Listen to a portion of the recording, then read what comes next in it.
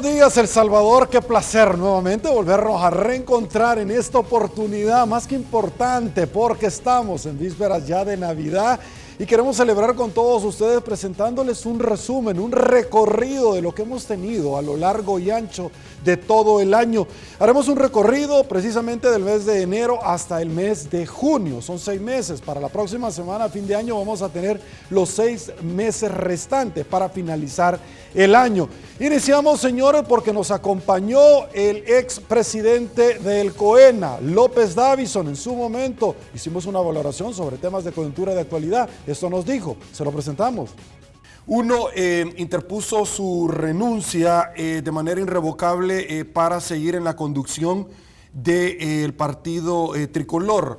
¿Qué llevó a Gustavo López Davison a tomar esta decisión? Tengo un comunicado, las declaraciones, el discurso, póngamelo en pantalla para efectos de ilustración, de la cual usted dirigió no solamente a miembros del partido, sino también al pueblo salvadoreño. Ya se lo voy a plantear. ¿Qué lleva a Gustavo López Davison a tomar esta decisión?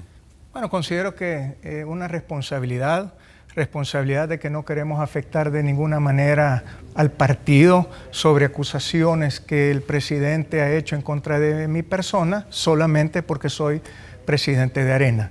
Pero también es un momento ideal para poder buscar cómo quitarle el fuero al presidente de la República basado en calumnias, difamaciones que ha hecho en contra de mi persona, y considero que es el momento adecuado para poderlo hacer. Es obvio que no puedo ser presidente del partido si estoy en este proceso. Listo. Ahora, Gustavo, vimos nosotros acusaciones, usted acudió ante el órgano jurisdiccional para poder demandar a este señor Bukele, al presidente. Mi pregunta es, ¿por qué en este momento decide dar un paso a un costado del partido Arena? ¿Por qué en este momento? ¿Por qué no más adelante? ¿Por qué no venir y provocar elecciones y salir en términos un poco más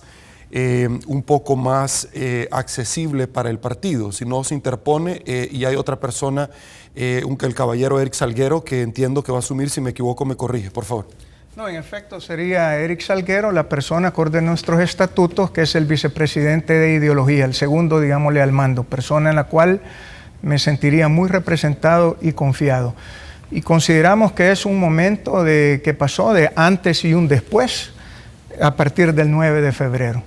Y eso lo que hace también es que ya en el partido nuestras estructuras prácticamente todas están juramentadas, todo el partido ya está listo para el 2021 y no podemos seguir en eso, no puedo seguir ni arriesgando al partido ni tampoco quedándome callado de una acción que considero de que el 9 de febrero fue una fecha trascendental donde a nivel internacional y a nivel nacional se generó una condena enérgica en contra de este autogolpe. Y por consiguiente, tenemos que dar ese paso para que el presidente realmente demuestre, como todos, y no se esté protegiendo basado en un fuero, de decir cualquier cosa.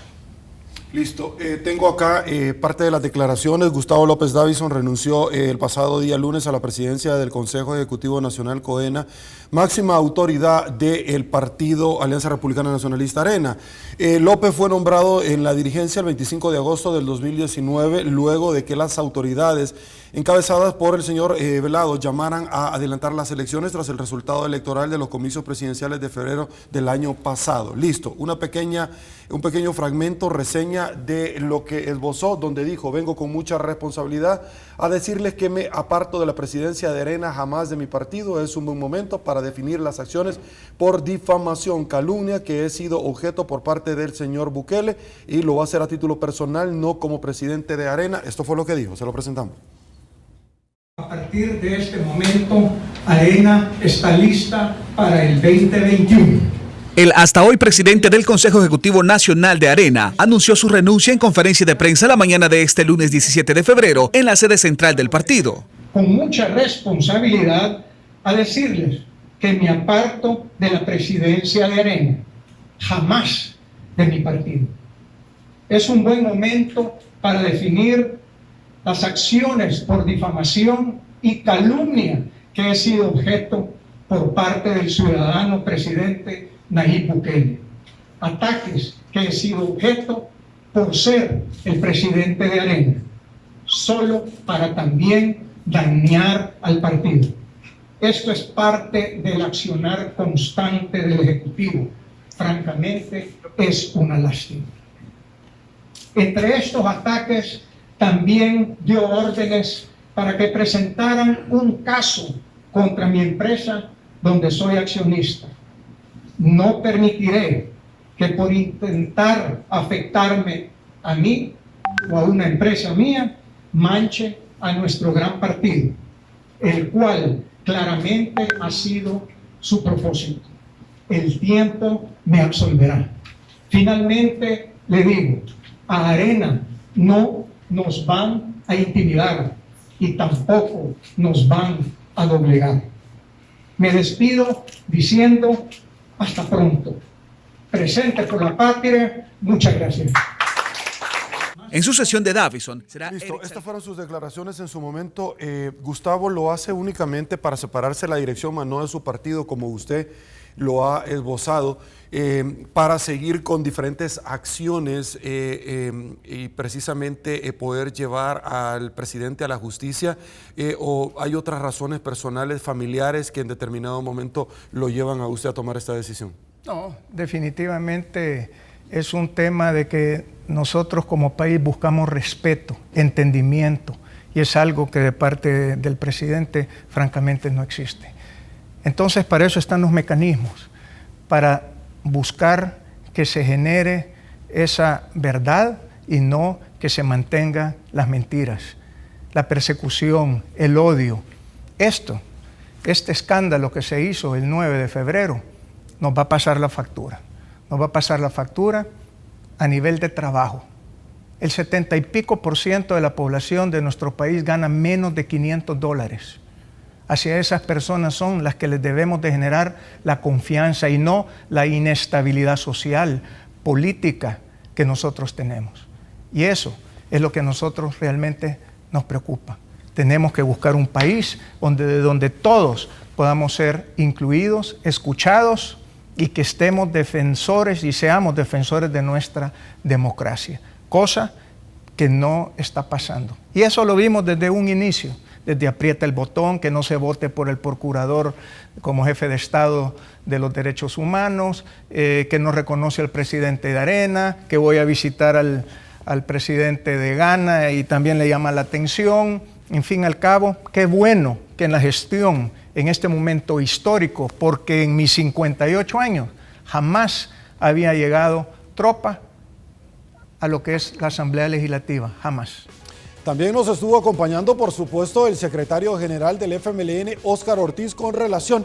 Hablamos de la pandemia, hablamos de las finanzas públicas, hablamos de una gran cantidad de temas en su momento, y esto fue lo que nos dijo el secretario general del partido, FMLN. Se lo presentamos.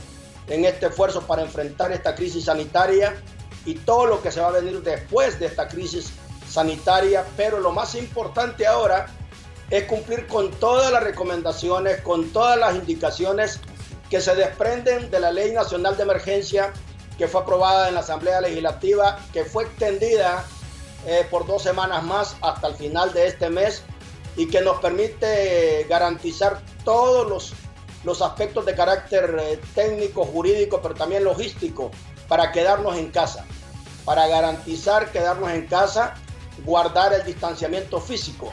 Ahora se le llama distanciamiento físico, ya no social. Es el distanciamiento físico y garantizar que cada uno de nosotros aporte lo que tiene que aportar para poder salir de la mejor manera de esta situación que no solo la está viviendo El Salvador, sino que la está viviendo todo el mundo. Esta es una pandemia, esta es una crisis, esta es una situación que enfrentamos muy particular. Ya hemos enfrentado otras situaciones en el país, pero cada crisis tiene su propia particularidad. Y hoy creo que es el mismo denominador común. Yo comprendo y entiendo la falta de experiencia del presidente, la falta de experiencia de su equipo y sobre todo en enfrentar una situación de esta dimensión como la que estamos viviendo como país. pero tu pregunta es muy correcta y quiero contestártela en 4 direcciones. Primero, debo reconocer el papel de la Asamblea Legislativa. 39 decretos han sido aprobados en el marco de esta emergencia. Estamos entrando en la 5ª semana donde hemos tenido que generar una enorme campaña de quédate en casa y de guardar el distanciamiento físico. La Asamblea, cada una de las iniciativas que se han presentado en el mes de marzo, en el mes de abril, ha ido respondiendo de manera oportuna y de manera efectiva. Mis felicitaciones a las distintas fracciones políticas y por supuesto a nuestra fracción legislativa del FMLN de manera especial. 39 decretos. Estos 39 decretos en general, todos han sido acompañados, todos han sido respaldados por parte nuestra, a excepción de el decreto que establecía restricciones a las libertades.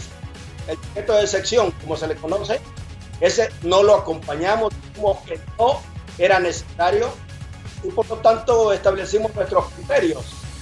Pero la Asamblea ha tenido las decisiones más adecuadas, ha respaldado correctamente toda esta emergencia, incorporando uno que no es menor, Sergio, como es la aprobación hasta los $2.000 millones. El decreto de emergencia nacional que aprobamos en la Asamblea, que extendimos en la semana anterior, que le dio curso por 15 días más, es suficiente para garantizar todo el conjunto de regulaciones que nos permitan enfrentar bien esta emergencia. Tercero, la crisis no se puede utilizar para violentar derechos de personas.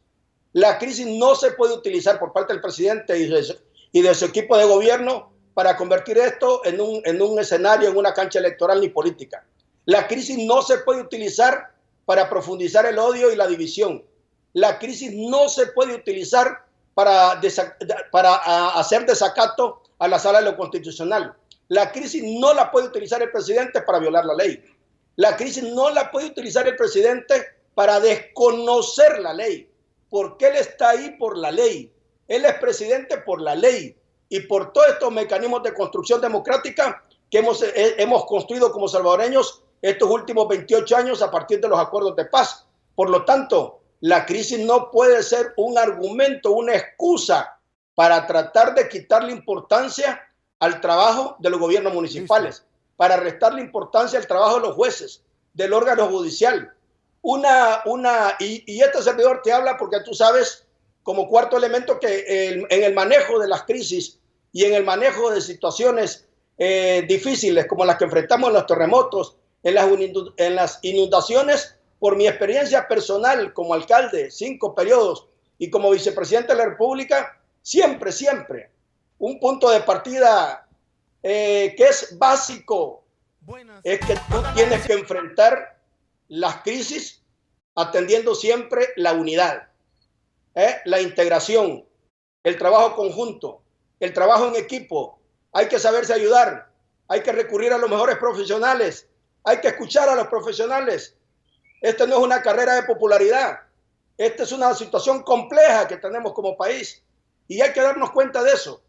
Un país dividido no va a salir adelante y el primero que tiene que garantizar, el primero y el que tiene la más alta responsabilidad en estos momentos para lograr ese marco de unidad, ese marco de integración, de trabajar en equipo, de dejarse ayudar por otros sectores de la vida nacional, es el presidente de la República. Y creo que ese mensaje le tiene que dar muy claro, porque esto no va a ser un esfuerzo de una sola persona, de un solo grupo o solo del gobierno nacional. Sin los 262 gobiernos municipales va a ser muy difícil enfrentar exitosamente esta situación que nos amenaza no solo en la vida, sino con colapsar la economía.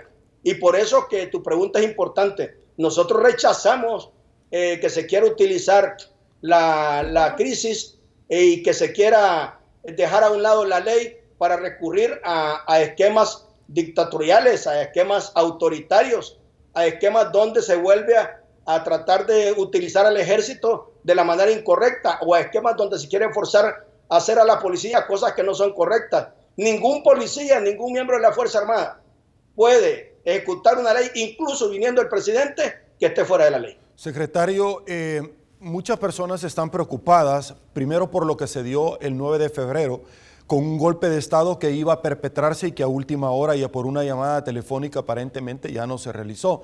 Lo que sucedió en el Puerto de la Libertad también fue preocupante porque muchos médicos han salido al paso diciendo cuántos contaminados habían, cuál fue la razón por la cual se metió al Puerto de la Libertad en un cordón sanitario, por qué se llevó al ejército, cuántas pruebas se hicieron, a cuántas personas se recuperaron. Parte de las preguntas, y es que la utilización o instrumentalización, como decía el doctor Zamora el día de ayer, firmante de los acuerdos de paz del ejército, o la Policía Nacional Civil, naciente de los acuerdos de paz en 1992, no fue lo que se concibió. Y tengo dos aseveraciones que son interesantes en el tema del desacato de resoluciones de la Sala y de la Asamblea Legislativa. Quiero compartírselas a usted porque hay un tuit que en el 2013 compartió en aquel entonces el alcalde y decía, ya aburren, él estaba esbozando estas palabras hacia ustedes y decían, ya aburren con que la ley va a atar las manos del futuro presidente. Para eso son las leyes, para que no hagan solo lo que les dé la gana. Y hay una antítesis entre lo que él está haciendo y lo que ahora está diciendo, es decir, esto fue lo que él mismo se señaló. Ahora, voy a las palabras, señor secretario, de una persona que fue reconocido como un científico y que a puro pulso se ganó el respeto de muchas personas, don Armando Bukele, quien dijo esto con relación al ejército. Se lo presentamos, por favor.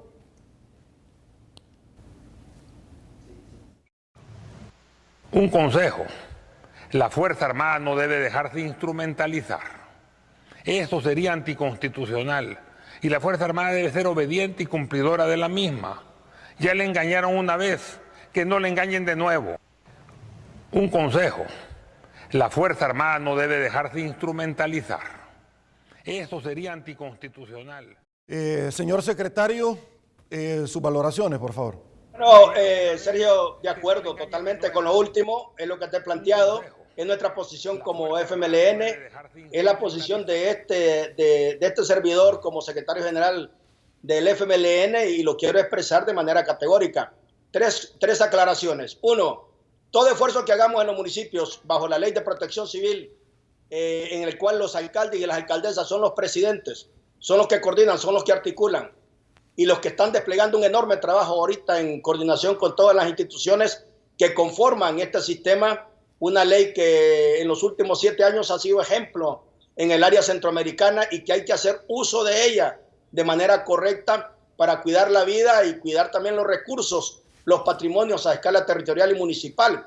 Quiero decirte que lo del Puerto de la Libertad, siempre hemos creído, como en cualquier lugar, todas aquellas acciones que vayan en el marco de la ley y que respondan a la necesidad de cuidar la vida y los intereses de la familia y la comunidad, excelente, como lo están haciendo los 262 municipios. Nos acompañó también, por supuesto, el ex embajador del Salvador en la India, Salvador en Washington, y por supuesto firmante de los acuerdos de paz, el doctor Rubén Zamora. Hablamos de las relaciones bilaterales y multilaterales entre El Salvador y Washington y los demás países en el istmo centroamericano. Hablamos también, por supuesto, de la situación de la firma de un tratado de tercer país seguro. Hablamos de los riesgos de FOMilenio 2, el segundo compacto de la MCC. Esto nos dijo, se lo compartimos. Doctor, el tema de la interpelación al interior de la Asamblea Legislativa, uno de los cuales ha cuestionado grandemente la falta de capacidad, no cuando se manejó el tema del agua, sino que ahorita es Dagoberto Gutiérrez ha arremetido contra la ministra de Salud, quien ha llevado un comité de aplausos y se le pasan papelitos. Esto es como cuando uno, abogado, está en un juzgado y cada pregunta que el juez le hace al imputado permítame, le voy a ir a decir a mi abogado a ver qué me dice. Mire, mejor dígale al abogado que se venga a sentar. ¿Cuál es su opinión sobre esta situación, doctor, que se está dando en nuestro país cuando no se tiene la capacidad evidente de poder sacar adelante un tema de la salud tan importante como es un ministerio de ese ramo? ¿Su opinión? Mire, mi opinión es que, bueno, honestamente le digo, yo conozco un poco la trayectoria de la doctora, que es la ministra de Salud, y me ha extrañado muchísimo, porque tiene una trayectoria en organismos internacionales donde pues ha tenido un nivel correcto, dijéramos, de capacidad y todo. Yo solo tengo una explicación de lo que vi ayer, que fue realmente triste, ¿verdad? Una total evasión a lo que se estaba haciendo, como es la interpelación constitucional, porque eso está en la Constitución, que es una facultad de la Asamblea Legislativa llamar a los ministros, sentarlos bajo juramento además y que digan la verdad. Y que creo yo que esto estaba bajo órdenes, porque no creo yo que una persona que tiene una experiencia en medicina, que sabe de medicina, que sabe de salud pública, pueda dar una respuesta como decir, en medicina no se dice ni no ni sí. Eso es un insulto a la Asamblea, es un insulto a la Constitución, creo yo, y creo que estaban bajo órdenes de no dar detalles, de no decir lo que pasó, cuando ya todo el pueblo sabe y sabe claramente que hubo un error gravísimo por parte del gobierno, y que no solo es el señor de Landa, sino que se le dieron. Yo creo que estaba bajo órdenes de abrir los pozos como fuera, pozos que fueron cerrados desde hacía muchos años porque estaban contaminados y los pusieron a trabajar, envenenaron a la población y lo escondieron y trataron de esconderlo. Creo yo que una cosa de esta merece ya no solo una interpelación, sino que la Asamblea tome medidas. La Asamblea Legislativa no puede destituir a la ministra de Salud. Puede al ministro al ministro de policía, que ve la policía si la policía ha cometido violaciones a los derechos humanos. Es al único que la Asamblea puede destituir. Pero a los demás, pero sí puede recomendarle al Ejecutivo. Y por lo general, en las democracias, los ejecutivos o aceptan y le piden la renuncia al ministro, o si no, simplemente, en otros casos ha habido, los pasan a otro ministerio, pero ya no siguen ejerciendo en el ministerio en que le ha sido señalado el ministro como incapaz o que no ha respondido debidamente. Okay. El día miércoles nos estuvo acompañando el expresidente del partido Arena, Gustavo López Davison. No manifestó cuáles fueron las razones que lo llevaron a tomar la decisión de interponer su renuncia irrevocable de la dirección del partido tricolor. Además, hicimos un análisis de temas de coyuntura, de actualidad. A continuación, se lo presentamos.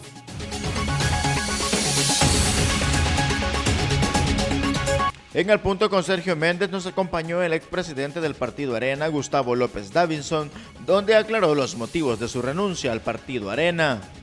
Bueno, considero que una responsabilidad de que no queremos afectar de ninguna manera al partido sobre acusaciones que el presidente ha hecho en contra de mi persona, solamente porque soy presidente de Arena.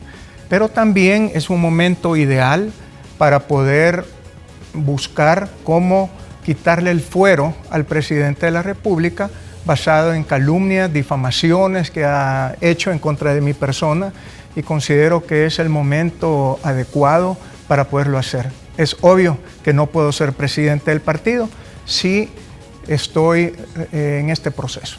Mire, ese es un caso extremadamente serio. Eso es lo que ha generado a nivel mundial condenas contra nuestro país.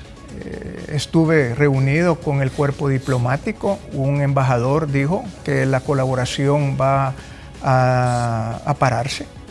Eso no es bueno. Nuestro país requiere de colaboración exterior, requiere de un clima de armonía para que se invierta. Nadie invierte en un país donde existe zozobra. Ante todo la política, la social, que se quiere insurrección, y los ataques de odio, de persecución, de intimidación. Eso, por supuesto, no nos lleva a un buen futuro. Que estén ocupando la Fuerza Armada, todos los soldados, todos los militares juran defender la Constitución. Y si ellos no saben que han violado la Constitución, que se han metido al órgano legislativo, considero de que no están siendo personas leales a la Constitución de nuestra República. Julio Evelyn Martínez, Zulen Ayala estuvieron con nosotros abordando el tema de la pandemia en su momento, de cómo se estaba esto invirtiendo por parte del presidente de la República y si verdaderamente esto era importante bajo las finanzas públicas que estaban en riesgo. Había transparencia, era necesario seguir al pie de la letra las resoluciones de la Sala de lo Constitucional de la Corte Suprema de Justicia sobre regímenes especiales, precisamente para limitar la libertad ambulatoria de los salvadoreños, porque la Fuerza Armada estaba yendo más allá de lo que la Constitución le establecía. Se lo presentamos. De que está evitando el ingreso de salvadoreñas y salvadoreñas a nuestro país, con lo que yo me imagino, yo no soy abogada, pero yo creo que alguna ley se debe estar violando, no sé si la Constitución o los derechos humanos. Además de eso, yo creo que también está irrespetando las resoluciones de la Sala de lo Constitucional y también está en una franca desobediencia y de esa insistencia de vetar y vetar los diferentes decretos de la Asamblea Legislativa. Sobre todo, qué pena que vaya a vetar la resolución o el decreto de la Asamblea sobre garantizarles un seguro de vida al personal de salud que en este momento se encuentra haciéndole frente a la pandemia directamente, en vivo, pues en directo. Entonces él los quiere mucho, él les dice que los quiere mucho, que los ama mucho, que los admira, pero cuando llega el momento de determinar acciones concretas para demostrar ese cariño, demostrar ese amor, termina vetando ese seguro que en este momento es fundamental. ¿Ustedes se imaginan que pueden pasar 1 mes, 2 meses, 3 meses en el exterior sin trabajar, con todo cerrado porque hay una cuarentena prácticamente mundial? ¿De qué se van a sostener? Si aquí nos está costando a nosotros el día a día, sobrevivir el día a día por la escasez, imagínense en otro país el drama humano en que los hemos colocado y muy valientemente, pocas veces, tengo que decirlo, los diputados se pusieron la mano en la conciencia, dijeron, bueno, el Ejecutivo no está haciendo absolutamente nada por ellos. Ellos emitieron un decreto que fue vetado esta semana por el señor presidente por razones de inconstitucionalidad, sin mencionar cuáles. Simplemente se limitó a decir que no habían fondos para repatriarlos y que la Asamblea debería de destinarle dinero para eso. Pues señor Bukele, mire, infinidad de gente le ha sacado la lista de todos los miles de millones de dólares que la Asamblea Legislativa le ha aprobado para hacerle frente a esta emergencia. Los varados son parte de la emergencia. Ellos tienen derecho de retornar a su país. Listo. Licenciada Julia Evelyn Martínez, voy con esta nota de este rotativo que lo ha publicado en su madera. Denuncian en la Unión Europea que El Salvador, póngamelo por favor, usan la pandemia como una excusa para el control social. Y es que lo que hemos visto en los últimos días, cuando el presidente ordenó tomarse el puerto de la Libertad, ha sido sumamente cuestionado por parte del Colegio Médico, quien ha puesto ya un observador, donde también ha sido criticado, porque hoy vamos a saber concretamente cuáles son los muertos, de dónde son, quiénes son los infectados. El Colegio Médico cuestionó el tema del puerto de la Libertad porque no había un control sanitario, no se practicaron ningún tipo de pruebas, no habían casos contagiados, no se recuperó a nadie, no se les brindó la posibilidad ni de ir a comprar comida, alimentos, ni tampoco agua potable como se determinó. Pero hay varios temas en todo esto, y es que el primero que implementó un cerco sanitario no militar fue el alcalde de San Miguel, que fue cuestionado, pero más tarde fue realizado por parte de la administración del presidente Bukele. Quiero escuchar su opinión sobre este tema, porque luego se traslada para San Salvador. Hay fuertes críticas porque poco a poco se quiere ir extendiendo, según me comentan, de la mano del alcalde Ernesto Mason, que en las redes ha sido altamente cuestionado, que desde su candidatura está plegado al presidente Bukele y que se puede ir extendiendo a efectos de no dejar sesionar ni a la Asamblea ni a la Corte Suprema. ¿A dónde queremos llegar con esta posición argumentativa? Y es bajo la pregunta de lo que están haciendo los amigos televidentes. Esto llevó a 2 puntos. Ver al fiscal general, donde un miembro del ente castrense no le quería dar datos cuando la Constitución de la República lo obliga a hacerlo. El comandante general de la Fuerza Armada, si bien es cierto, es el presidente, pero el ministro dice, el fiscal no es mi jefe, es que la Constitución le dice que le tiene que dar datos, quiera o no quiera. Pero de ahí se originó el hashtag que fue abrumador el pasado fin de semana, con personas que estaban indignadas y que pusieron, por supuesto, el hashtag Bukele dictador, y que fue abrumadora la gran cantidad de personas que se abocaron en esta misma línea. ¿Su opinión? Bueno, mire, Perdón. Yo quisiera, perdón, Julia Evelyn, ya que Sergio tocó el tema de este hashtag, como yo me muevo mucho en el tema de las redes sociales, quiero hacer un paréntesis. Yo fui una de las personas que más usó ese hashtag. Ahí andan ahora el asesor de seguridad del señor Alejandro Mason, primo del alcalde de San Salvador, Neto Mason, que antes se odiaban a muerte, se declaraban la guerra públicamente, pero ahora de la noche a la mañana se han visto que forman parte del mismo bando. Ahora están con el señor Nayib Bukele. El señor Alejandro Mason el día de ayer publicó en sus redes sociales un link diciendo cuáles eran las cuentas que habían estado manejando no solo este hashtag de Bukele dictador, sino también el otro que era ¿dónde está Bukele? Ahí aparecen una serie de cuentas de usuarios de Twitter prácticamente incitando a sus seguidores para que sigan a estas cuentas y las denuncien, las insulten, las amenacen, prácticamente. Digital, lo cual es, sumamos que ya tenemos un país militarizado con esos cordones que de sanitario no tienen nada, que son cordones militares. Ahora vengamos y le sumamos esa persecución digital en las redes sociales. Me preocupa realmente no solo cómo se está destruyendo el Estado de Derecho al no cumplirse lo resuelto por la Sala de lo Constitucional. Me aterra ver ese fiscal general de la República tan pasivo, tan miedoso, tan permisivo, porque hasta el día de hoy no conocemos el resultado de su investigación después del 9 de febrero, donde hubo un intento de golpe de Estado a la Asamblea Legislativa.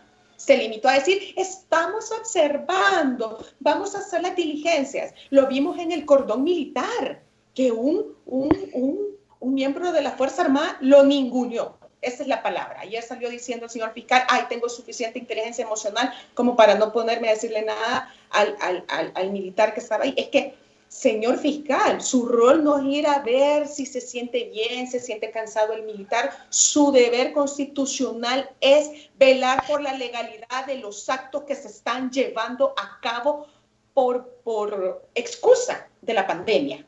Hay alcaldes que en su cara le han dicho, vamos a instalar un toque de queda a tal hora, a tal hora. Él sale diciendo, los toques de queda no son permitidos, son ilegales, porque están restringiendo derechos. Yo fui la primera que le dijo, están en flagrancia, vaya, deténganlos, vaya, procesenlos. Hasta el momento no hemos visto una acción real. Ayer estaba citado el ministro de la Defensa para ir a declarar a la Fiscalía. Se disculpó, no llegó y no pasa nada. ¿A qué estamos jugando? A que termine la emergencia y se nos olvide todo, se nos olvide el 9 de febrero, se nos olvide todos los abusos. ¿A qué estamos jugando? Así que, perdón mi interrupción, pero lo quería decir. No, coincido con lo que ha señalado Zulen, e incluso yo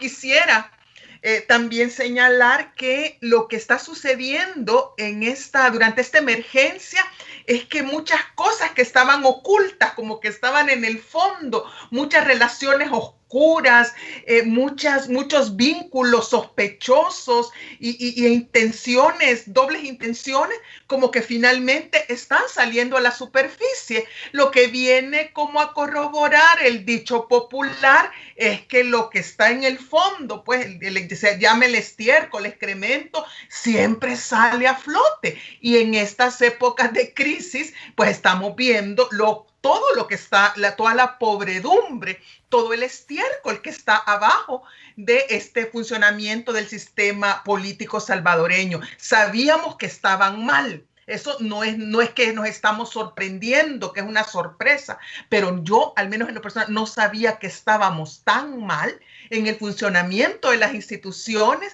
y en el nivel de manipulación e incluso corrupción de las instituciones. Eso es lo primero. Y en segundo lugar, refiriéndome concretamente a su pregunta, Sergio, también durante las crisis, también se evidencian y salen a flote los autoritarismos. Y esto es así porque las personas tienen tanto miedo, están tan preocupadas, se sienten tan controladas, tan manipuladas, y ese temor les hace a las personas que estén dispuestas a aceptar cosas que en tiempos normales no estarían dispuestas a aceptarlo, como por ejemplo los confinamientos, estos obligatorios, las capturas arbitrarias o impedir que una persona, un salvadoreño o salvadoreña entre a su país. Eso en tiempos normales no estaríamos dispuestos. Eso sería un escándalo.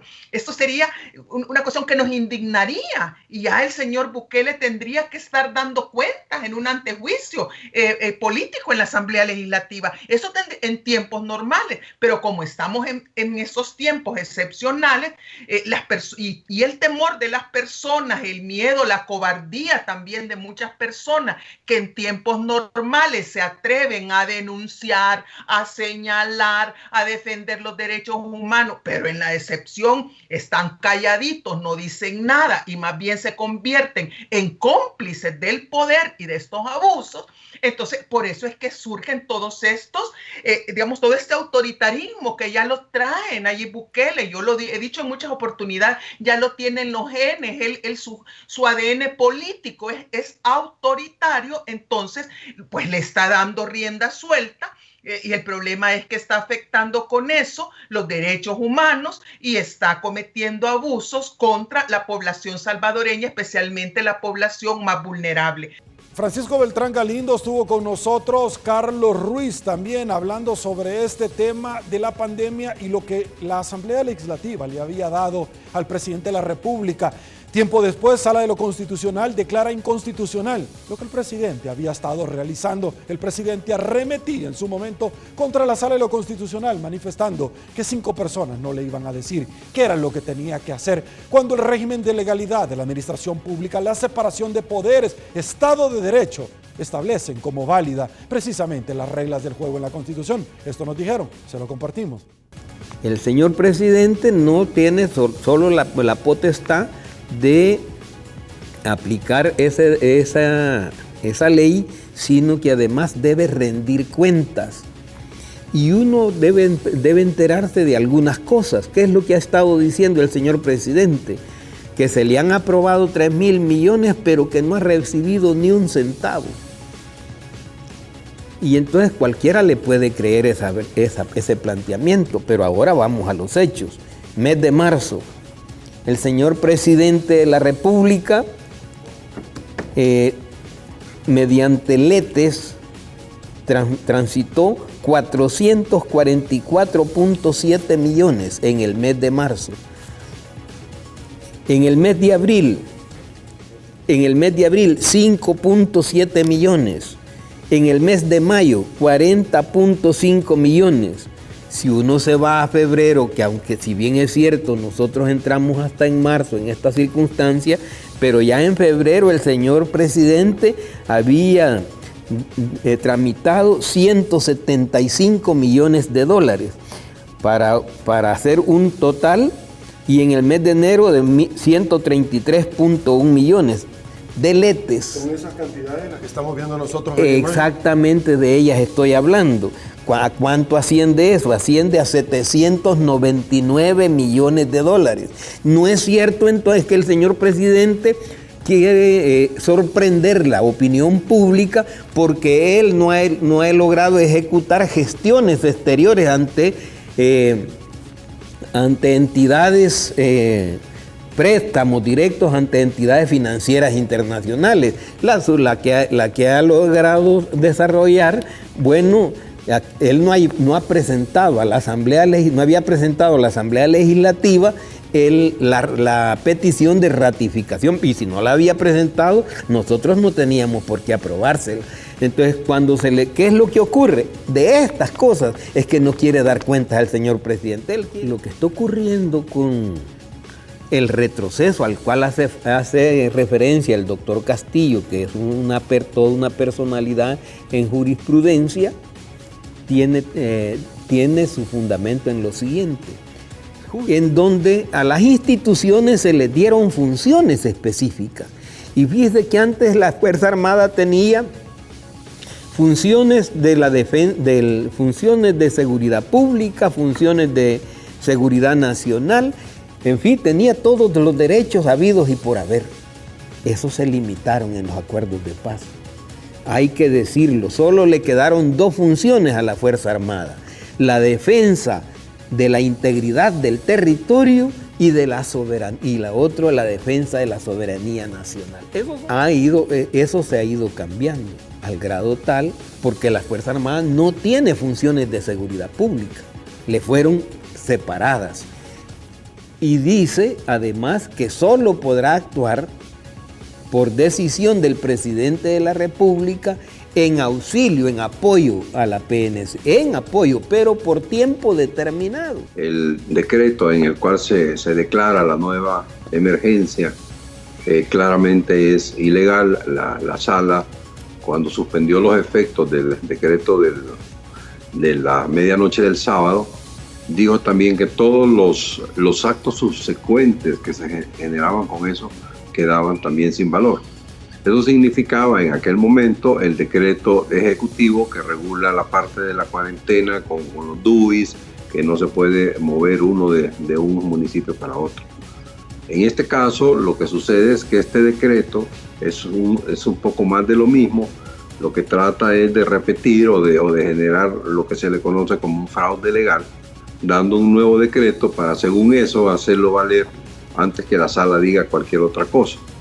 Y por otro lado, emiten en la tarde un decreto ejecutivo, que es otra vez un decreto que es el anterior se agarraba de un artículo del decreto legislativo y en función de eso desarrollaba toda la parte de la movilización. Aún así, yo siempre sostuve que esa regulación de la movilización no era legal, en el sentido que estaba violentando derechos personales y constitucionales de los ciudadanos. Primero, porque se está haciendo uso de la falacia para conquistar almas, adeptos. ¿Y a qué me refiero? ¿Cómo es que un funcionario que está ad honorem va a donar lo que no recibe? ¿O es que está recibiendo algo bajo la mesa de otra manera y entonces lo que va a dejar es de percibir ese emolumento que tiene asignado de otra manera y del cual no quieren rendir cuentas? Entonces, ¿qué se me hace, señor presidente? Que cada vez las cosas se están poniendo mucho más complicadas, no porque nosotros lo querramos. Es decir, primero, la Asamblea Legislativa, francamente, a lo que se refería Manuel, en la aprobación de la ley de abordaje para enfrentar la emergencia. Fíjate que no es una ley de emergencia, es una ley sanitaria. Es decir, porque como la situación es de salud, la ley es para enfrentar la emergencia sanitaria. Entonces, se le aprueba eso y entonces viene y él en ese momento saca un Twitter diciendo que nos va a quitar el salario. Y tiene derecho el señor presidente a eso. Puede recortar en el presupuesto nacional el señor presidente lo que no le está asignado al Ejecutivo, porque en la parte que a él le corresponde puede actuar, pero puede actuar en lo que le corresponde a otros órganos como el legislativo, como el judicial, como la fiscalía, como las autónomas. Les puede cambiar el presupuesto, es que no son atribuciones que tiene, pero el señor presidente ya se acostumbró y eso es lo peligroso porque le hemos venido tolerando la ruptura constitucional. Él ha actuado ¿cómo se llama?, al margen de la Constitución, no una vez. Aquí tenemos que darnos cuenta de cuántas veces él se ha tomado atribuciones que no le corresponden. En este caso, recientemente se lo acaba de decir la sala. Por eso fue que mandó a suspender el acto reclamado. Esto solo es una reiteración.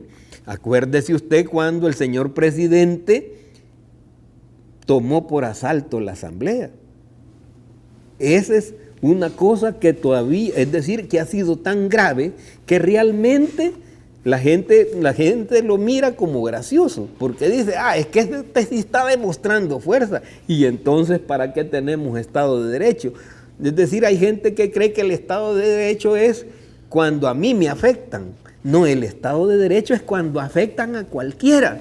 Y entonces, en ese sentido ahora, señor presidente debe saber que una vez aprobado por el órgano correspondiente, que es el primer órgano de Estado, aprobado el presupuesto nacional, lo que se le manda es su ejecución, ya no su discusión, y él puede actuar en lo que le corresponde a su renglón, al Ejecutivo, pero no puede tocar lo que corresponde a otros órganos de Estado. Manuel Flores, Yancy Urbina, Elizabeth Flores estuvieron con nosotros analizando precisamente estos temas como diputados de la Asamblea Legislativa. ¿Qué nos dijeron? Se lo presentamos. Y ahora amenaza con no pagarnos el salario. Quédese con él, presidente. Haga uso del salario de nosotros. Úselo. Pero ¿sabe qué? Debemos de ser enfáticos que también suspenda los 22 millones de publicidad que tiene asignado. Debemos de estar conscientes que no solamente sus ministros que han tuiteado toda la noche poniendo a disposición su salario, incluyendo algunos que están ad honorem. ¿Habráse visto semejante propósito? No, definitivamente que no puede. Por esa razón se conoció en las siguientes horas una pequeña disputa entre el ministro de Hacienda y el presidente. Eso corrió en las redes, donde con toda propiedad pues el ministro sabe que no puede hacer eso, porque el que ejecuta el presupuesto, el que hace todos los movimientos presupuestarios es el ministro de Hacienda. Es el que sabe cómo están las recaudaciones y la distribución en cada una de las partidas. El presupuesto se divide en tres partes, ¿verdad? Ejecutivo, legislativo, judicial, y cada uno tiene sus propias particularidades. El presidente no es el que me paga el pueblo, ¿verdad? Me paga de los impuestos, el pueblo. Se le paga al mismo presidente el pueblo, ¿verdad? Y si él quiere donar su salario es asunto de él. Pero en ese sentido no se puede usar el chantaje de decir no se le va a pagar porque no están haciendo lo que yo digo. Y por supuesto que en la plenaria yo le dije pues que lo use, si así lo determina, pero que dé una explicación en qué lo va a usar. Bueno, primero, aquí están las dos propuestas. La que elaboramos el día lunes como Asamblea Legislativa, que es una ley transitoria, muy completa, que el primer punto es la parte de la salud para combatir el COVID-19, con elementos claros, donde también le dan las herramientas para las cuarentenas, el aislamiento y para todos los procesos que el país necesita para combatir el COVID-19. Habla la propuesta nuestra del tema de la apertura económica de manera escalonada, de acuerdo a cómo se vaya desarrollando la pandemia. Habla de procesos de seguridad, habla de todos los elementos claves del desarrollo normal del país. A la par tengo la propuesta que entró el día de ayer a la 1:42, aquí está, si usted lo puede ver, a esa hora ingresó la propuesta del gobierno. ¿Qué significa? Que al final le voy a leer lo que dice. En base al objetivo propuesto, respetuosamente pedimos a ustedes que esa honorable Asamblea Legislativa conozca tal proyecto. En razón de ello, le solicitamos se dé ingreso a esta pieza de correspondencia que comprende dicho proyecto, a efecto que se cumpla con la formalidad del proceso de formación de ley, todo con la intención que el mismo sea aprobado oportunamente conforme a derecho. Bueno, entró a la 1:42, se convocó a la comisión política para que la conociera, se le dio ingreso, y por supuesto que el Pleno decidió que pasara a comisión para ser estudiada. Nuestra ley fue enviada a Casa Presidencial, incluso antes de enviarse, aún en proceso de formación, el presidente sin recibirla dijo veto, y lo dijo por Twitter. Entonces, y dijo, me voy a dar todo el tiempo necesario para vetarlo o para ver qué hago. O todo el tiempo, lo que la ley le da.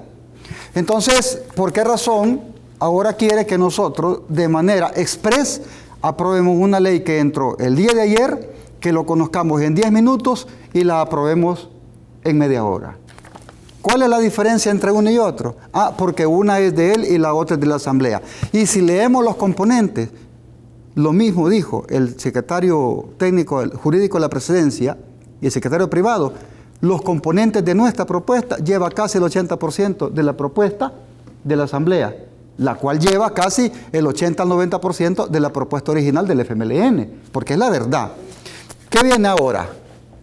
Entonces, ellos dicen, aquí está la propuesta, ya no pueden decir, la gente se va a morir porque han aplicado una ley digamos, de cuarentena, aplicando el Código de Salud, que es lo que se les dijo.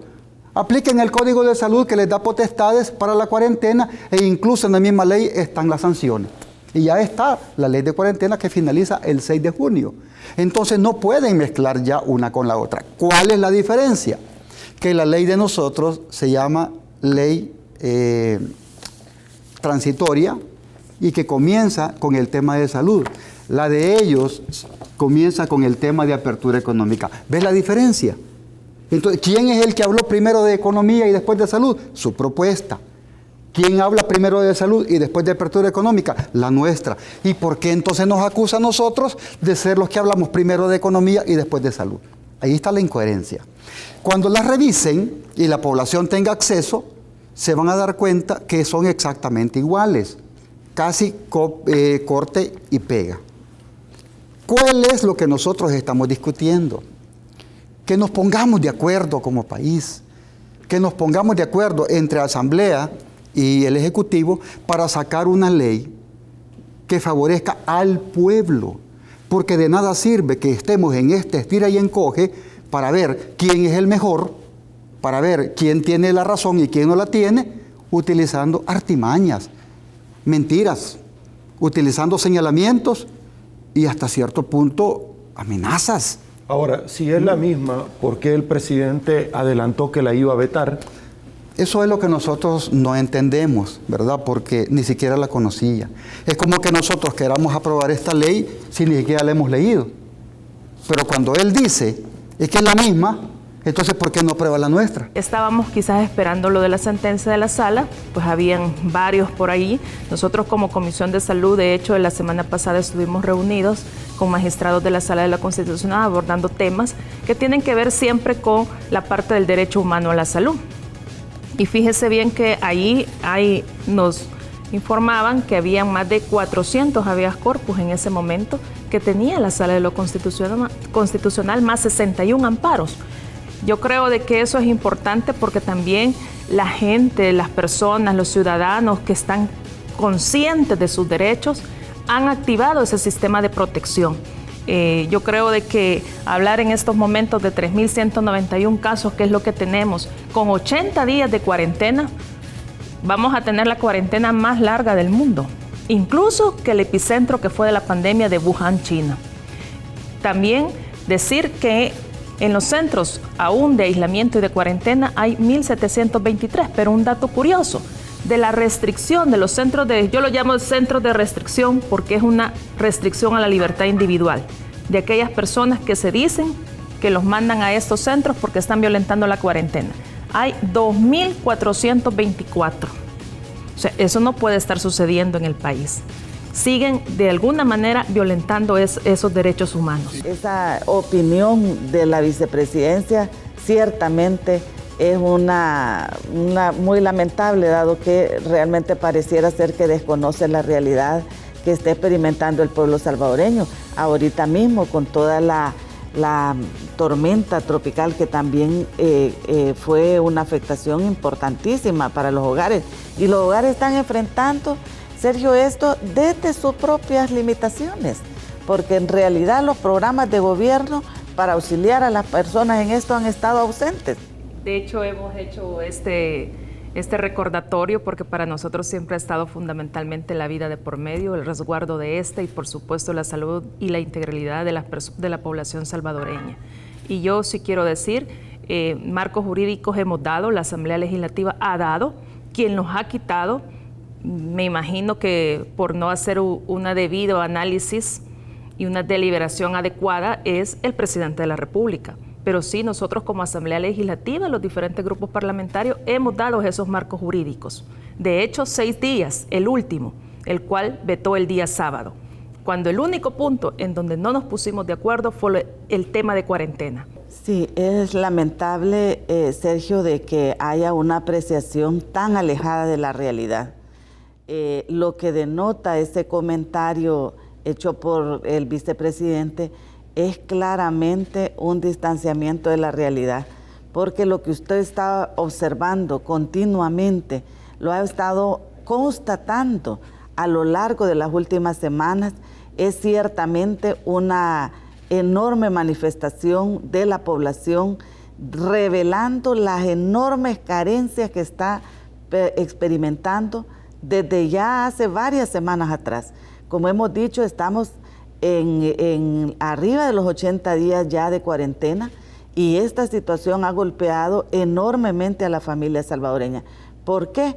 Porque la cantidad de personas, familias, hogares que ahora experimentan una ausencia de ingresos a partir de las medidas que se han tomado sin ninguna planificación, porque hay que decirlo claramente, estas son medidas autoritarias que se han venido tomando sin la debida planificación y estimación real conforme a un plan que pueda llevarse a cabo en El Salvador.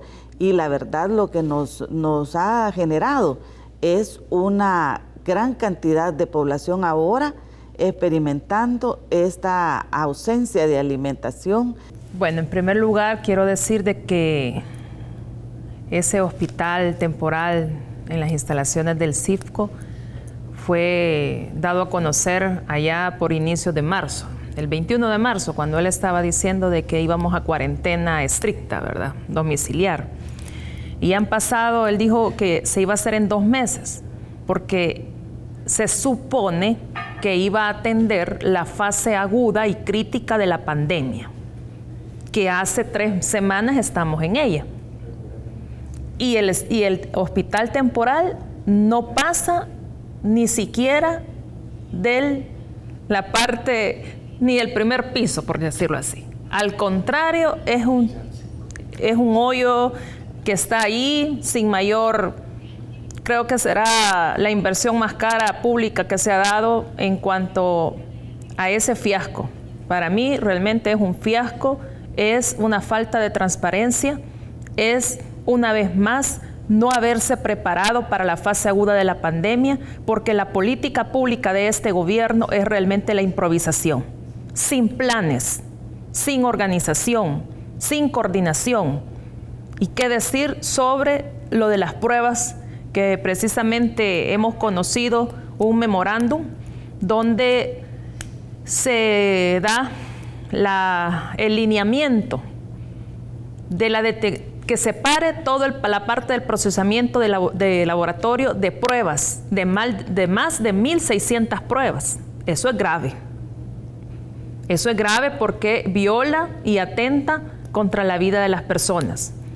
Viola también la ley de deberes y derechos de los pacientes y prestadores con ese derecho a ser informados. Usted no le va a venir a realizar una prueba diagnóstica o de laboratorio a una persona, primero, la violación de no procesarla, cuando tiene tiempos determinados para la calidad de respuesta de estas. Y hemos conocido sobre ese memorando. Hemos conocido también de que desde la semana pasada pararon todas las pruebas por COVID. También no quisieron, ¿verdad?, dar por entrada otro montón de pruebas de las unidades comunitarias de salud familiar.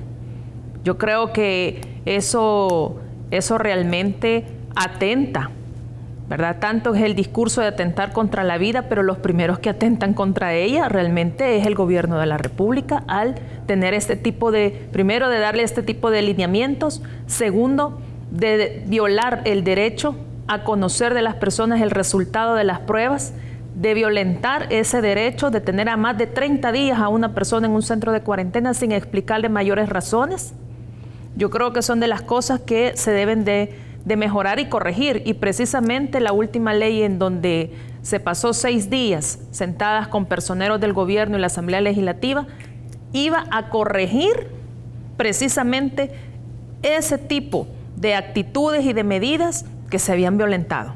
Ese es el memorando que están denunciando, doctora. Este es el memorando que hemos conocido en los últimos días, donde realmente pues es lamentable decir de que 1.600 pruebas, más de 1.600 pruebas quedan detenidas en su procesamiento.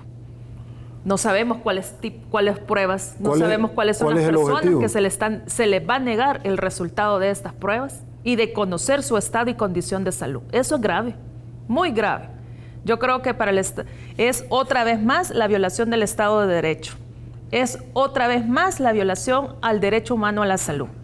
Hay que recordarle también al presidente de que no es solamente échele la culpa a los otros órganos, que por supuesto no la tenemos. Nosotros hemos cumplido nuestras atribuciones, nuestras competencias como legisladores. Raúl Beltrán Bonilla y Leonardo Bonilla, diputado del PCN y diputado no partidario, estuvieron con nosotros también conversando sobre las resoluciones de la Sala de lo Constitucional, donde declararon inconstitucional las acciones del presidente en torno a ir más allá y limitar a los salvadoreños, de lo cual la Constitución de la República ya había establecido. Miembros de la corporación castrense habían abusado, disparándole con arma de fuego a varios salvadoreños, también poniéndole una bicicleta en sus hombros, etcétera. Aparte de lo que conversamos, esto nos dijeron, se lo presentamos. Yo estoy seguro y consciente que el señor presidente de la República, que el señor presidente de la Asamblea y el señor presidente de la Honorable Corte Suprema de Justicia son personas anuentes a encontrar el bienestar del país. Pero el problema surge cuando vienen acciones que constituyen un contrapunto al principio del respeto del derecho que tiene el ciudadano. No porque es un hombre de a pie, un hombre descalzo, una señora canastera del mercado, porque sea un jalador de cocos, va a ser más el derecho de otros que de estas personas. Entonces, ¿qué sucede? La primera ley que se aprobó, donde incluso fuimos claros en decir, señores, el libre tránsito no se puede ni se debe coartar. Tampoco se debe coartar la libertad de información. Todas estas cosas fueron cayendo poco a poco en la medida en que se decía que era una acción garantista para evitar el contagio. Por ahí he escuchado a personas que dicen que el transporte colectivo es parte fundamental del contagio. Pero nadie me puede explicar, ni la Corte lo puede decir, cómo es posible que hayan muerto 15 ancianos del Sara Saldívar, que han estado en cuarentena permanente, donde no han entrado visitas, donde es prohibida la visita, donde están en cuarentena permanente los 80 días los ancianos, y de repente me dicen, mire, todos están contagiados. Hay una culpa directa, pero no queremos aceptar la responsabilidad que como dirigentes de la nación, los 3 órganos del Estado, tenemos para consensuar principios. Esto que ha hecho la Sala debió incluso ser mucho más rápido. Pero cuando las resoluciones no le favorecen, ahí la Sala es la traidora, aquí la Sala no sirve y aquí nadie tiene la razón, solo el gobierno. ¿Qué es lo que sucede ahora? La Sala también dice que no puede el gobierno estarse autoaprobando decretos pasando por encima de lo que la Asamblea Legislativa pueda resolver.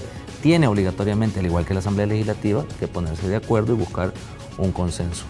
Eso sí, también en esta ocasión le da vigencia de 4 días a un decreto que la misma Sala, y ahí me parece raro, la misma Sala dice que el decreto no es constitucional, pero que le da vigencia de 4 días en lo que la Asamblea y el Ejecutivo puedan ponerse de acuerdo. Ahora bien, ¿es o no constitucional? Eso ya la Sala lo dijo. El problema es que aquí, si vamos a hablar de lo malo, hablemos, como tú lo decís, Sergio, hablemos parejo. Se vuelve importante la transparencia y el cuestionar la ejecución de los fondos. Estoy claro en eso, o sea, y no quiero parecer aquí defensor del gobierno. Claro de eso, y soy uno de los que también se preocupa porque los recursos del Estado puedan ser bien administrados. Y no solo los recursos del Estado, los que no tenemos y estamos pidiendo que se presten y que vamos a pagar todos y que nos van a salir caros. Pero también con un ejemplo quiero explicar mi posición, porque no quiero parecer defensor del gobierno, no lo soy. Mira, si el gobierno convocó al hospital como una estrategia política para después decir los diputados no quisieron venir, allá el gobierno.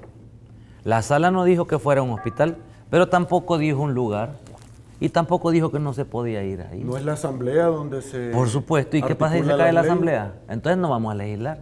Si se cae el edificio de la Asamblea, bueno, entonces hay que ver al Ejecutivo qué hace, porque no podemos legislar. Mira, caprichos de los dos lados y siempre lo digo.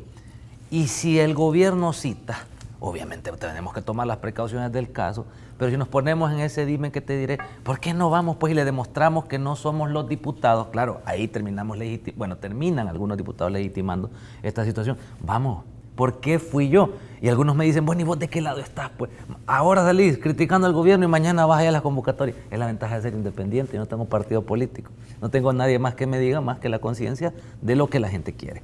Y entonces, ¿por qué fui yo? En mi mente dije, bueno, no vamos a resolver nada ya.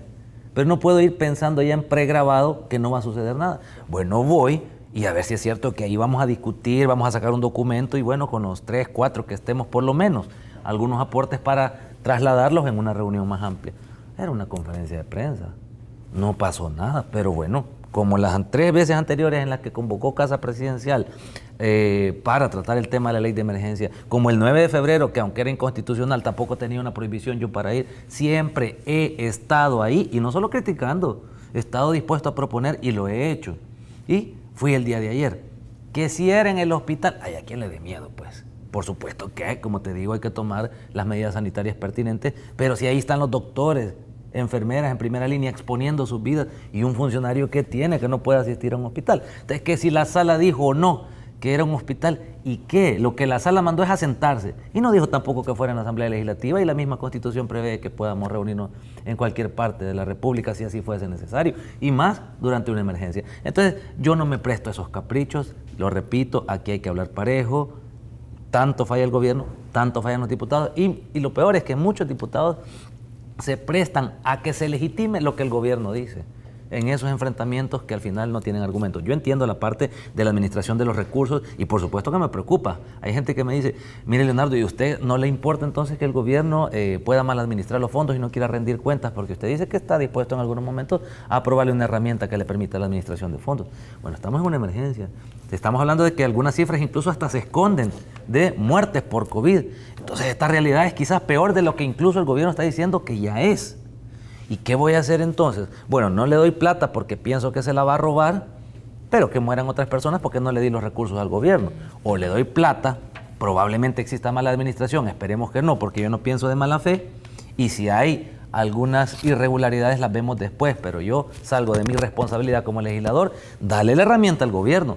¿Qué hizo con la herramienta? Pues que nos explique en su momento si en este momento está diciendo que la emergencia no le permite rendir cuentas y no puede ser transparente. Pero yo no voy a pensar de mala fe, así es que el lugar donde se reúna la Asamblea pasa a un segundo plano siempre y cuando haya voluntad de querer dialogar por parte de los diputados y también por parte del gobierno. Mire, hay una figura que es una verdad como el tamaño de la catedral. El señor presidente ha estado diciendo, mire, no me han dado ni un centavo, no me han dado ni un 5. Y es cierto.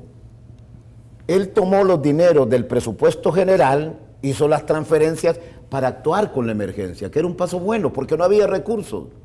Y como dice Leonardo, mire, yo no soy defensor de oficio del gobierno, a las cosas por su nombre. Eso ocurrió. Los 2.000 millones le son aprobados el 14 de marzo, ¿verdad? Vaya, don Sergio, usted es el gobierno, aquí le traigo 2.000 millones aprobados.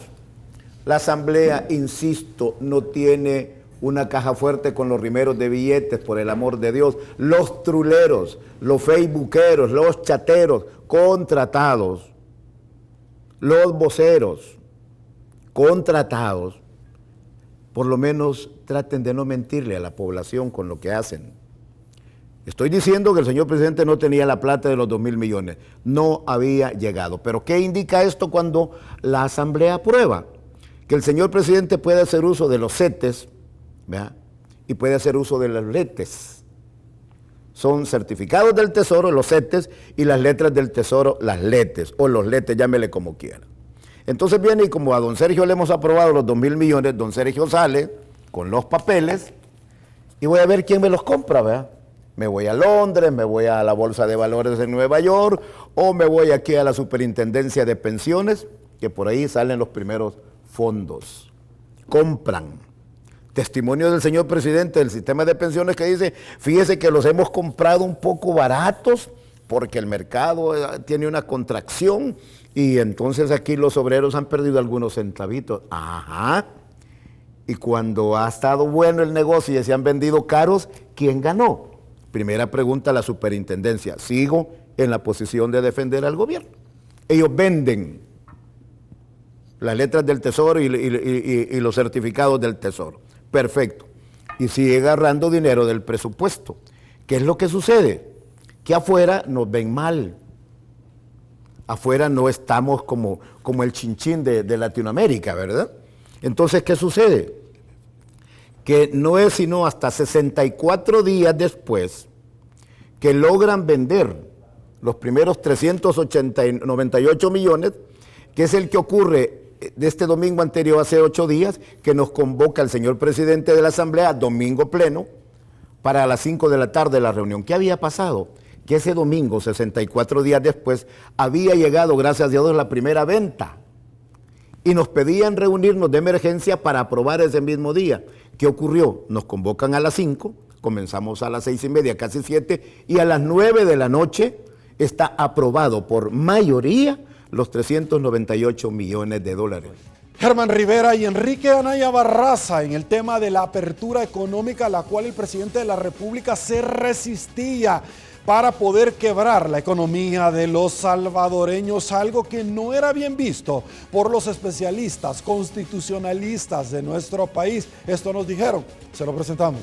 Debe de hacerse sobre sólida evidencia científica, no puede hacerse sobre decides, percepciones, ideas.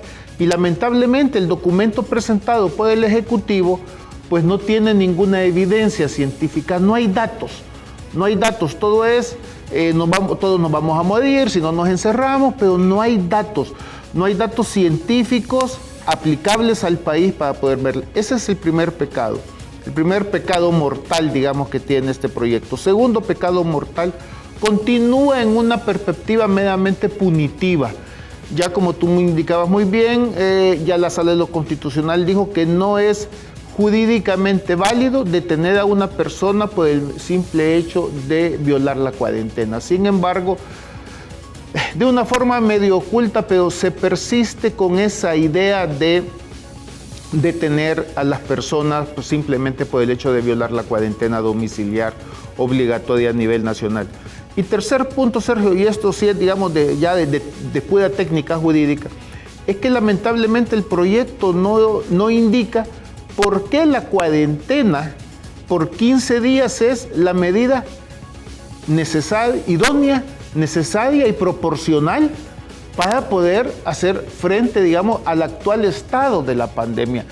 Digamos, en el fuero interno del presidente, cuáles sean sus motivos específicos, pero es evidente que implica, digamos, seguir teniendo el Ejecutivo, tener exclusivamente el control de la población, el control social, ¿no? En efecto, Sergio, el decreto 31, en opinión de este servidor, es un decreto inconstitucional. Pues la sala no se ha pronunciado, lamentablemente, pero de acuerdo con su misma sentencia del 8 de junio, pues ese decreto no tiene ningún valor jurídico, pues, pero a efectos prácticos en muchos se está aplicando, aunque con desorden y todo. Y este es el problema, digamos, de no haber una normativa ordenada, clara y precisa, que entonces todo se vuelve un caos, ¿no? Lamentablemente, pues sí, el decreto 31, la situación es esta, Sergio. El presidente no puede habilitar, voy a decir, la reapertura de la economía, no puede indicar que se van a ir abriendo ciertos sectores, simple y sencillamente porque no tiene la potestad de prohibirlo. El tema del tratamiento de esta pandemia nos lleva a entender dos cosas. La primera es que el responsable de las políticas y de las reacciones que se tengan en la población es el Estado, no son los particulares, por un lado. Por otro, el Estado responderá ahora o después de lo que haya ocurrido durante este proceso. Si ha habido negligencia, si ha habido falta de políticas de cobertura a sectores, es el Estado el que va a responder, son los funcionarios, eso que no le quepa duda. ¿Por qué? Porque no son los particulares los que están a cargo de esta pandemia. Es más, si usted observa, hasta hace poco se autoriza a los laboratorios privados a hacer las prácticas, las pruebas, pero durante todo este tiempo ha sido el Estado el único responsable. De manera que más adelante tendremos que ver o tendrá que acudirse a buscar la responsabilidad de los funcionarios por esas conductas. Eso va a ser un caso. Luego, hay que tener en cuenta de que el decreto que se plantea y la zonificación nos lleva a entender que no todo el país tiene las mismas condiciones. Y eso es evidente porque no podemos tratar a todo el territorio bajo las mismas reglas. Ya el Código de Salud habilita al Ejecutivo a declarar zonas. Lo que el Ejecutivo siempre ha querido es tener la potestad de limitar derechos, como lo había entendido, y eso es lo que no se puede, eso le corresponde a la Asamblea Legislativa. Cuando se dice, miren, nos han quitado todas las herramientas, esencialmente es, miren, me han quitado la herramienta de poder limitar derechos, de poder suspenderlos. Pero es que, a ver, eso constitucionalmente no le corresponde a él, le corresponde a la Asamblea. ¿Y por qué le corresponde a la Asamblea? Yo lo he dicho infinidad de veces, mire, la configuración del órgano legislativo pasa por un proceso electoral tan válido como el del presidente de la República, y con la diferencia que en la Asamblea Legislativa están representadas las distintas corrientes de pensamiento político legalmente habilitadas en el país. Hay un debate, hay debate público, hay contrapropuestas, cosas que usted no las va a ver en el Ejecutivo cuando se está aprobando un decreto. En el Ejecutivo el decreto se aprueba, no sabemos quién lo aprobó, no sabemos si llegó de afuera, no sabemos con qué intenciones o con qué reglas, nunca se debatió, lo colocan en la cuenta oficial de Twitter y luego lo cambian. ¿Por qué? Porque están en ese proceso interno, cosa que en la Asamblea eso no va a ocurrir. Por más que le llamen madrugón o todo, la Asamblea tiene una naturaleza distinta y por eso es que ese órgano constitucionalmente y conforme a la jurisprudencia está habilitada para limitar derechos fundamentales. Dicho esto, es evidente que el Ejecutivo ha malinterpretado la potestad de limitar derechos. O sea, si mecanismos legales para actuar actualmente tiene.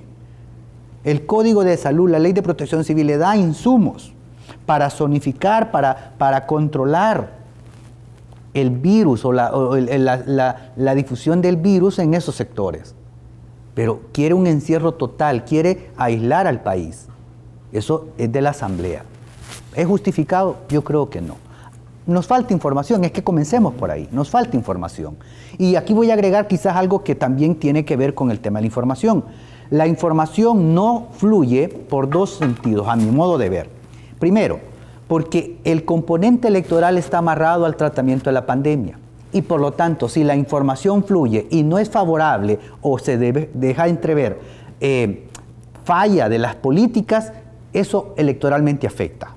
Y dos, hay que tener claro de que el órgano ejecutivo en este proceso de canalizar, por ejemplo, la información, la concentró.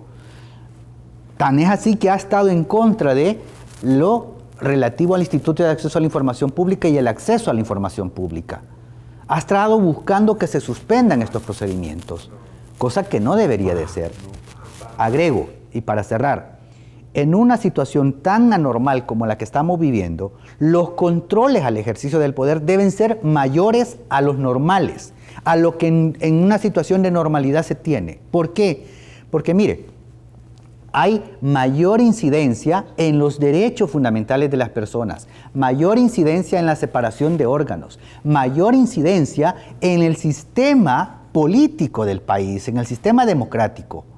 Por eso es que es necesario mayor control.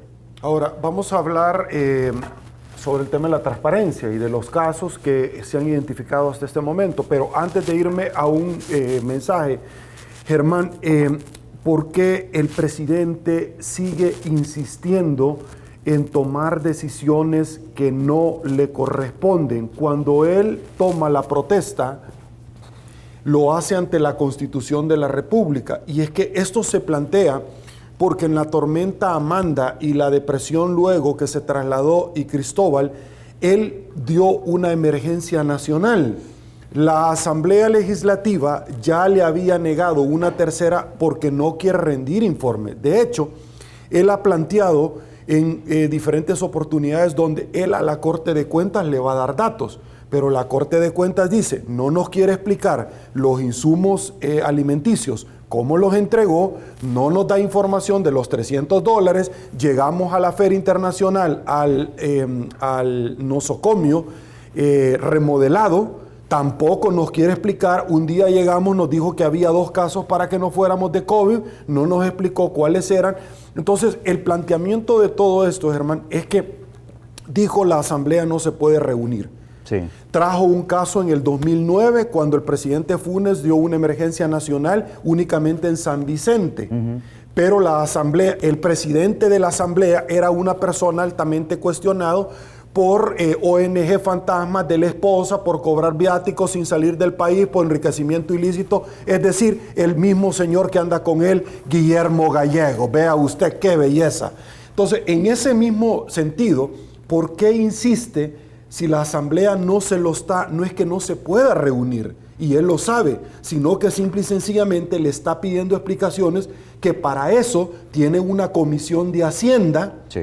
Y cuando le dio la ley de emergencia, todos los que le hemos leído, al final el Ejecutivo se comprometía a rendir periódicamente informe. De hecho, hay un meme interesante donde está un perrito y le dicen que es la CICIES y le dicen, mire, muerde. No, él solo está de adorno. ¿Su opinión? Sergio, lo que sucede es que vayamos quizás desde la perspectiva constitucional. Que la ley haya establecido de que debía rendir informe, al final eso podía obviarlo el Ejecutivo, porque el mandato no viene de la ley, viene de la Constitución. La Constitución habilita a la Asamblea Legislativa a pedir informe y a que se les rindan. Y no solamente eso, de acuerdo al 164 y siguientes de la Constitución, los ministros que no los rindan pueden quedar depuestos del cargo. Y ser interpelados. Ser interpelados. Llamar a las comisiones, crear la Asamblea Legislativa comisiones para investigar asuntos de interés nacional es competencia de ella. Pero yo aquí voy a agregar el componente que creo que también no lo debemos de dejar pasar de lado.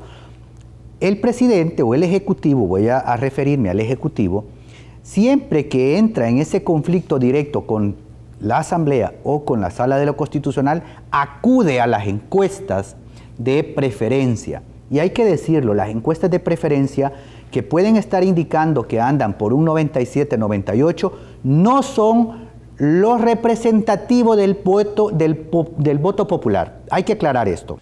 Y bueno, señores, también es importante compartir con todos ustedes muy buenas recomendaciones porque Classic 57 Barber Shop, tu barbería, con promociones navideñas en este mes tan importante para que usted ande de peluche a la altura, señores, para recibir también la Navidad y el Año Nuevo. Por supuesto, una promoción de su bebida por su corte. Recuerde, la mejor promoción, la mejor opción, Classic 57 Barber Shop.